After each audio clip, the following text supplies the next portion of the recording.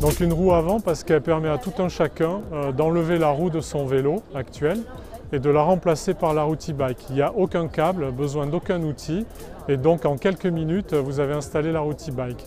Elle est universelle parce qu'on cherche à faire en sorte qu'elle s'adapte au maximum de vélos pour le maximum d'utilisateurs. Elle est connectée parce que tout un chacun aujourd'hui a un téléphone et donc avec l'application e-bike, vous transformez votre téléphone en une sorte de tableau de bord qui vous permet de piloter votre roue.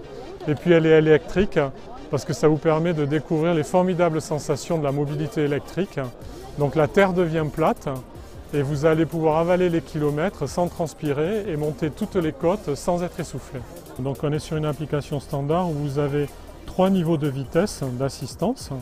Donc par exemple la vitesse 3, si vous devez monter une côte très abrupte ou très longue, vous allez avoir le maximum d'assistance.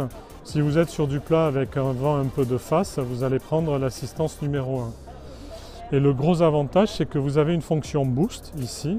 Quand vous appuyez dessus, ça va lancer la roue. Donc quand vous êtes par exemple au feu, le feu passe au vert, vous appuyez sur la fonction boost, ça vous lance et vous n'avez même pas besoin de passer des vitesses si vous êtes sur du plat parce que derrière, vous profitez du lancement et vous avez juste à pédaler. Voilà, et de façon traditionnelle, ça va indiquer la vitesse à laquelle vous roulez, ça va vous donner votre nombre de kilomètres, et puis vous avez une fonction anti-vol, dont je vous ai parlé tout à l'heure, qui vous permet de déclencher l'anti-vol et qui provoquera une alarme si jamais la roue bouge. Si jamais vous oubliez votre téléphone, la roue garde en mémoire les derniers réglages que vous avez. Donc si vous étiez sur la vitesse 1 ou la vitesse 2, vous allez pouvoir rouler avec la vitesse 1 ou la vitesse 2 sans avoir votre téléphone. Pour le charger, c'est très simple.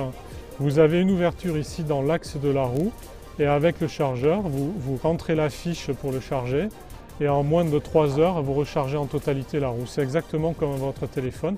La seule contrainte, c'est qu'il faut que vous ayez votre vélo à proximité d'une prise électrique.